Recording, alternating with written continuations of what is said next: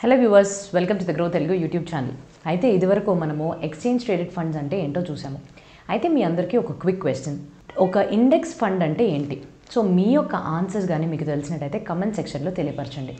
అయితే ఈరోజు మనం ఏ వీడియో గురించి ఆర్ ఎటువంటి ఒక టాపిక్ గురించి వీడియోలో చూడబోతున్నాము అని అంటే కంప్లీట్గా ఇండెక్స్ ఫండ్స్ అంటే ఏంటి, ఇవి ఎలా వర్క్ అవుతాయి, ఇవి ఎటువంటి ఇన్వెస్టర్స్కి పనికొస్తాయి, అండ్ వీటిలో ఉండే ఉపయోగకరమైన విషయాలు ఏమిటి, మనం ఒక ఫండ్ని ఎంచుకోవడానికి ముందు ఏ విషయాల్ని పరిగణనలోకి తీసుకోవాలి, అండ్ అలానే ఒక ఇండెక్స్ ఫండ్లోని పూర్తిగా ఎలా మనం ఇన్వెస్ట్ చేయాలి అని ప్రతి ఒక్క స్టెప్స్ని కూడా మీ ముందుకి ఈ వీడియో ద్వారా తీసుకురావడం అయితే జరుగుతుంది. ఇంకెందుకు ఆలస్యం, వెళ్ళిపోదాం ఆ వీడియోలోకి. కానీ వెళ్ళడానికన్నా ముందు తెలుసు కదండి, మీరు కానీ ఇంకా మా గ్రో తెలుగు యూట్యూబ్ ఛానల్కి సబ్స్క్రైబ్ చేసుకున్నట్టయితే వెంటనే ఆ బెల్ ఐకాన్ని క్లిక్ చేసుకోండి. ఎందుకంటే ఎంతో ఇంపార్టెంట్ అండ్ ఇన్ఫర్మేటివ్ కంటెంట్ని ఎప్పటికప్పుడు నేను మీకు అందిస్తూనే ఉంటాను కాబట్టి.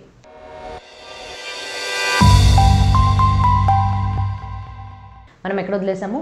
ఇండెక్స్ ఫండ్స్ అంటే ఏంటి? సో దీని యొక్క ఆన్సర్స్ కానీ మీరు దగ్గర ఇండెక్స్ ఫండ్ అనేది ఒక మార్కెట్ యొక్క ఇండెక్స్ని ఫాలో అవుతూ క్రియేట్ చేసింది, ఒక ఎక్స్చేంజ్ ట్రేడెడ్ ఫండ్ లాంటిదే అని రాసుంటే యాక్చువల్లీ సగం వరకు కరెక్ట్గానే రాసినట్టు. మిగతా సగం అసలు ఎలా వర్క్ అవుతుందో చెప్తాను. అయితే ఒక ఇండెక్స్ ఫండ్ అంటే ఏంటి? ఇప్పుడు కానీ మనం హోటల్కి వెళ్తే అక్కడ మనకి అలాకార్తే ఉంటుంది అండ్ బఫే మోడల్ కూడా ఉంటుంది. అయితే ఈ బఫే మోడల్లోని వివిధ రకాల డిషెస్ అనేవి ఉంటాయి, ఒకదాంతో ఒకటి సంబంధం లేకుండా. కాకపోతే ఇది కాకుండా ఒక అలాకార్తేలో వెళ్ళి ఏదన్నా ఒక థాలి, ఒక సౌత్ ఇండియన్ మీల్స్ చెప్పామనుకోండి. సో సౌత్ ఇండియన్ మీల్స్ అంటే ఈ పర్టికులర్ ఐటమ్స్ అని ఒకటి రిలేట్ అయ్యి ఉంటాయి అన్నమాట. సో ఇదే సిమిలర్ ఫ్యాషన్లోని వర్క్ అయ్యేది ఒక ఇండెక్స్ ఫండ్. ఇండెక్స్ ఫండ్ ఎలా వర్క్ అవుతుంది అని అనుకుంటున్నారా? అయితే మనం ఏదైతే నార్మల్గా ఫాలో అయ్యే ఇండెక్స్లు ఉంటాయో, లైక్ నిఫ్టీ 50 కావచ్చు, సెన్సెక్స్ కావచ్చు. సో ఇందులో ఒకే ఒక కంపెనీ ఉండదు, వివిధ రకాల కంపెనీస్ ఉంటాయి. సో ఇలాంటి ఒక ఇండెక్స్ని రెప్లికేట్ చేసి, కాపీ చేసి ఇండెక్స్ ఫండ్ అనేది వర్క్ అవుతుంది. ఫర్ ఎగ్జాంపుల్, నిఫ్టీ 50 ఇండెక్స్ అని అంటే ఏంటి? మన దేశంలోని టాప్ 50 పర్ఫార్మింగ్ కంపెనీస్ యొక్క స్టాక్స్ ఏవైతే రిలయన్స్ తీసుకోవచ్చు, ఇన్ఫోసిస్ ఉండొచ్చు, హెచ్డిఎఫ్సి ఉండొచ్చు. సో ఇటువంటి కంపెనీస్ యొక్క స్టాక్స్ అన్నింటిలో కూడా మీరు ఇన్వెస్ట్ చేయొచ్చు అనమాట. సో ఒక ఇండెక్స్ ఫండ్ అనేది ఈ ఇండెక్స్ని ఫాలో అవుతూ ఏ స్టాక్స్ అక్కడ ఉంటాయో దాన్ని రెప్లికేట్ చేస్తూ అటువంటి స్టాక్స్లో ఇన్వెస్ట్మెంట్స్ చేస్తుంది. రెండవది, ఇది ఎలా వర్క్ అవుతుంది? సో మ్యూచువల్ ఫండ్స్కి దీనికి మధ్యలో ఉండే ముఖ్యమైన డిఫరెన్స్ ఏంటి అని అంటే, మ్యూచువల్ ఫండ్లోని ఫండ్ మేనేజర్స్ యాక్టివ్గా ఫండ్స్ని మేనేజ్ చేస్తూ ఉంటారు, కానీ ఇక్కడ దాని యొక్క అవసరమే ఉండదు. ఎందుకంటే ఇది ఆల్రెడీ ఒక మార్కెట్ ఇండెక్స్ని తీసుకుని ఎగ్జాక్ట్గా కాపీ కొడుతూ అలానే చేస్తుంది కాబట్టి. ఫర్ ఎగ్జాంపుల్, మనం మార్కెట్ టోటల్ రిటర్న్ ఇండెక్స్ 750 స్టాక్స్ది తీసుకున్నామని అనుకోండి. ఇక్కడ 750 టాప్ పర్ఫార్మింగ్ స్టాక్స్ అనేవి ఉంటాయి. సో మీరు కానీ ఇండెక్స్ని ఇదేలాగా క్రియేట్ చేస్తున్నారు అని అంటే దీని యొక్క మీనింగ్ ఏంటి?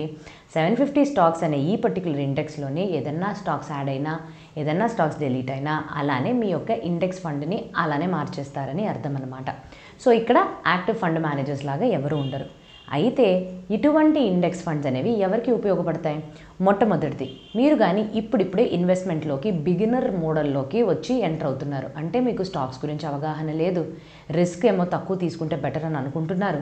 అదే టైంలోనే అసలు ఎటువంటి ఉంటాయి అనే కూడా ఐడియా లేనప్పుడు బిగినర్స్కి ఈ ఇండెక్స్ ఫండ్ అనేది చాలా ఉచితమైన ఒక ఆప్షన్. ఎందుకు అని అంటే ఇది మార్కెట్లో ఉండే ఇండెక్స్ని సరాసరిగా ఫాలో అయిపోద్ది కాబట్టి మీరు ఎప్పుడైతే నిఫ్టీ 50 కానీ సెన్సెక్స్ని ఫాలో అవుతున్న ఇండెక్సెస్లో కానీ ఇన్వెస్ట్మెంట్స్ చేసుకున్నట్టయితే మీ యొక్క ఆదాయం అనేది స్టేబుల్గా ఉంటుంది. రెండవది, జస్ట్ బిగినర్స్కి మాత్రమేనా? కాదండి, లాంగ్ టర్మ్గా ఎవరైతే వాళ్ళ యొక్క గోల్స్ని పెట్టుకుంటారో వాళ్ళకి కూడా ఇది పనికొస్తుంది. ఎందుకంటే దీర్ఘకాలికమైన పెట్టుబడి చేసేటప్పుడు 10 నుంచి 20 సంవత్సరాల వరకు మనం వెయిట్ చేస్తాం. ఇదే పీరియడ్లోని మార్కెట్ యొక్క ఇండెక్స్ అనేది ఎన్నో ఒక అవకతవకలకి గురైనప్పటికీ కూడా రిటర్న్ అనేది స్టేబుల్గానే వస్తుంది. సో అందుకనే ఇటువంటి ఇండెక్స్లు లాంగ్ టర్మ్ ఇన్వెస్టర్స్ చూసినప్పుడు కూడా మంచిగా వాళ్ళ యొక్క వెల్త్ని పెంచుకునే తీరుగానే అనిపిస్తుంది. మూడవది, ఎవరైతే ప్యాసివ్గా ఇన్వెస్ట్మెంట్ చేయాలనుకుంటారో, ప్యాసివ్ ఇన్వెస్ట్మెంట్ అంటే ఏంటి? వీళ్ళ దగ్గర అసలు టైమే ఉండదు, స్టాక్స్ మీద రీసెర్చ్ కాదు కదా, మార్కెట్ని డైలీ కూడా ఫాలో అవ్వలేరు.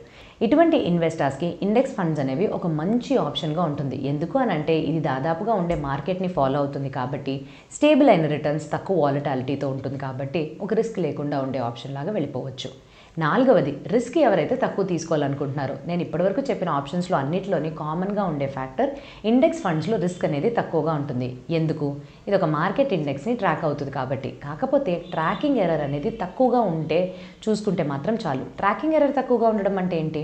మనం ఏదైతే ఇండెక్స్ ఫండ్ని ఒక ఇండెక్స్ని చూసి రెప్లికేట్ చేసి అదేలా క్రియేట్ చేస్తామో, సో ఇండెక్స్ ఎలా పర్ఫామ్ చేస్తుంది అనే పర్సంటేజ్ని తీసుకుని ఈ ఫండ్ ఎలా పర్ఫామ్ చేస్తుంది అనే పర్సంటేజ్ మధ్యలో కంపేర్ చేయాలి.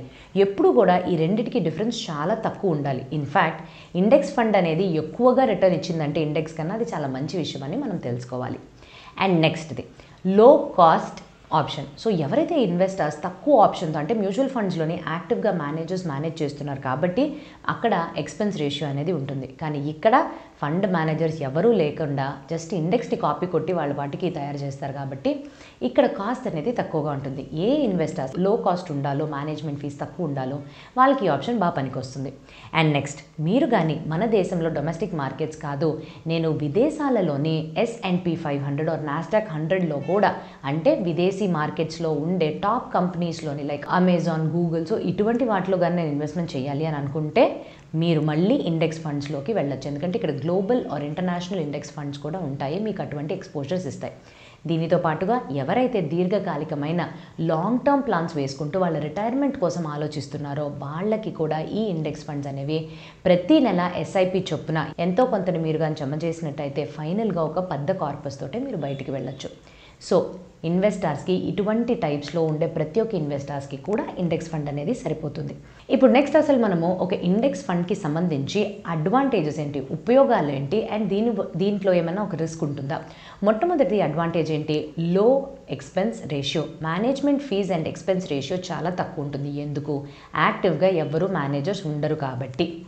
రెండవది, మీకు డైవర్సిఫికేషన్ దొరుకుద్ది. ఏదో ఒక స్టాక్లో కాకుండా ఒక ఇండెక్స్ ఫండ్లో ఇన్వెస్ట్ చేస్తే మీరు దాదాపుగా మల్టిపుల్ కంపెనీస్ యొక్క స్టాక్స్లో ఒకేసారి ఇన్వెస్ట్మెంట్ చేస్తారు కాబట్టి డైవర్సిఫికేషన్ అనేది ఉంటుంది.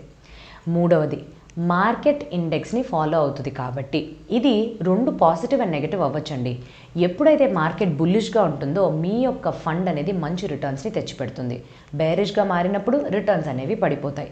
సో మీరు కానీ షార్ట్ టర్మ్లో చెయ్యాలి అని అనుకుంటే వాలటాలిటీకి ఎక్కువ గురవుతుందనే విషయాన్ని గుర్తుపెట్టుకోవాలి. లాంగ్ టర్మ్గా చేసినప్పుడు ఇండెక్స్ ఫండ్స్ నుంచి మీకు రిటర్న్స్ అనేవి కొంచెం మంచిగానే వస్తాయి. ఇది పాజిటివ్ అండ్ నెగటివ్.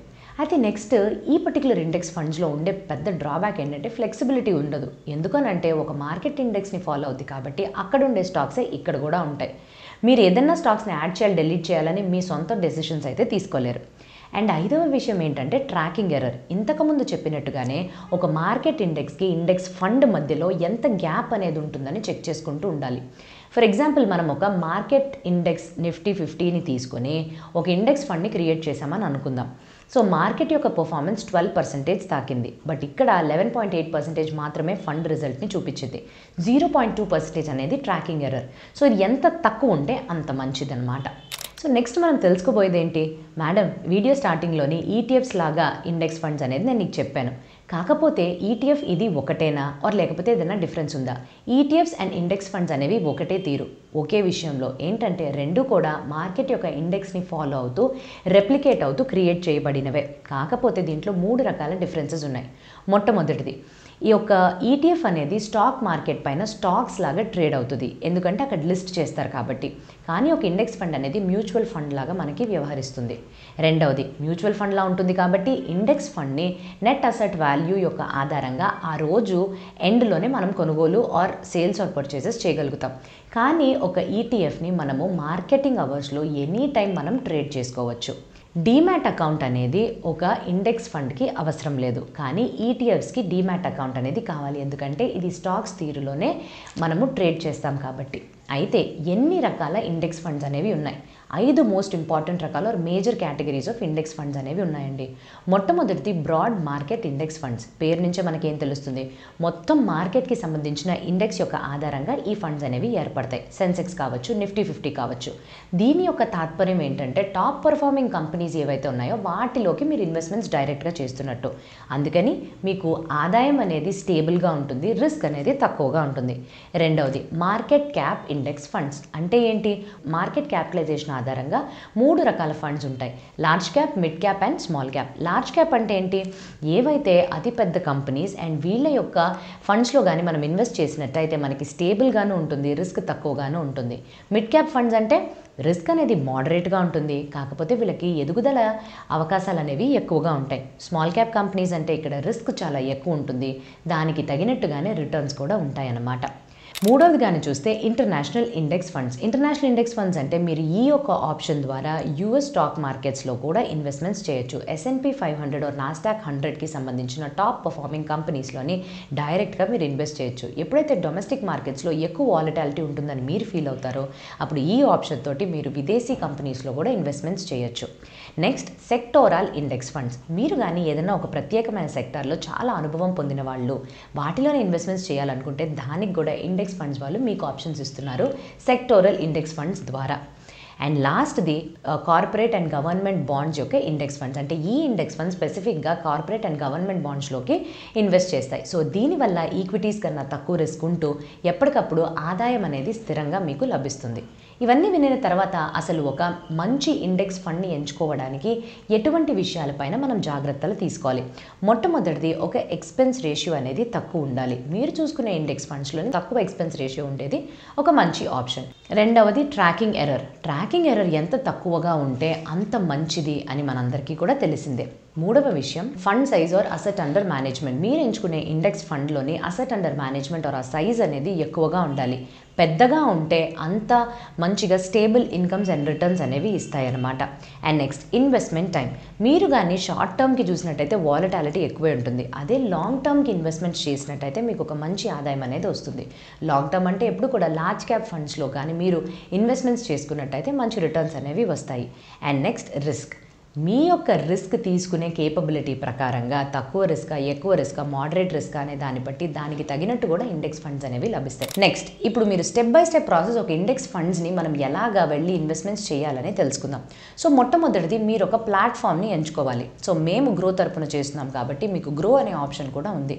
కాకపోతే మీరు మిగతా వాళ్ళని ఎంచుకున్నట్టయితే ఇక్కడ మీరు ఇండెక్స్ ఫండ్స్లో ఇన్వెస్ట్మెంట్స్ చేయడానికి వాళ్ళు లంసమ్గా అండ్ SIP మోడల్ ద్వారా ఈ రెండు ఫామ్స్లో కూడా సపోర్ట్ అందిస్తున్నారా లేదో చెక్ చేసుకోండి. ఇలా చేసుకున్న తర్వాత మీ KYC డీటెయిల్స్ అయినా పాన్, ఆధార్ అండ్ బ్యాంక్ అకౌంట్ని స్కాన్ చేసి సెపరేట్గా పెట్టుకొని వాళ్ళు అడిగినప్పుడు ఈ డాక్యుమెంట్స్ని సబ్మిట్ చేసి వీడియో వెరిఫికేషన్ పూర్తి చేయాలి. ఇలా చేసుకున్న తర్వాత అసలు ఎటువంటి ఇండెక్స్ ఫండ్ని ఎంచుకోవాలి అనే ఫ్యాక్టర్స్ని చెప్పాను కదా, ఈ విషయాల్ని పరిగణలోకి తీసుకుని మీ యొక్క లక్ష్యాలకి సరిపోయేటట్టుగా ఒక ఇండెక్స్ ఫండ్ని ఎంచుకోండి. ఎంచుకున్న తర్వాత ఇన్వెస్ట్మెంట్ మోడ్ మీద ఒక నిర్ణయం తీసుకోండి. లంసమ్గా ఒకేసారి దీర్ఘకాలికంగా ఇన్వెస్ట్ చేస్తారా లేదా SIPs ద్వారా ప్రతి నెల ఇన్వెస్ట్మెంట్స్ చేయాలి అని అనుకుంటున్నారా అనేది ఫిక్స్ చేసుకోండి. ఇది ఫిక్స్ చేసుకున్న తర్వాత ఇన్వెస్ట్మెంట్స్ని యాక్చువల్గా చేయాలి. అంటే ఏంటి, మీరు ఎంచుకున్న ఇండెక్స్ ఫండ్స్ యొక్క పేజ్లోకి వెళ్ళి అమౌంట్ని వేసి లంసమ్మా లేకపోతే SIP మోడా అని ఫిక్స్ చేసుకున్న తర్వాత ట్రాన్సాక్షన్ని net banking, UPI or NEFT ద్వారా కంప్లీట్ చేయడానికి ట్రై చేయండి. అండ్ ఫైనల్గా ఒక ఇండెక్స్ ఫండ్లో ఇన్వెస్ట్మెంట్స్ చేసిన తర్వాత రెగ్యులర్గా మానిటర్ చేయండి. రెగ్యులర్గా మానిటర్ చేయమంటున్నాం కదా అని ఎప్పుడు పడితే అప్పుడు ఇన్వెస్ట్మెంట్ని మార్కెట్స్కి తగినట్టుగా మీరు మార్చేసుకోకుండా ఉండాలి.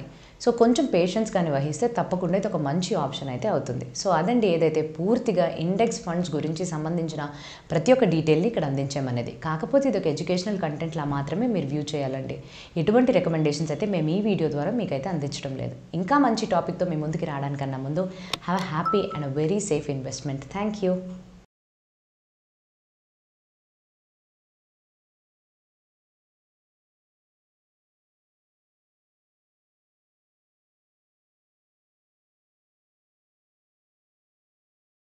Investment in securities market are subject to market risks. Read all the related documents carefully before investing. Please read the risk disclosure documents carefully before investing in equity shares, derivatives, mutual fund, and or other instruments traded on the stock exchanges.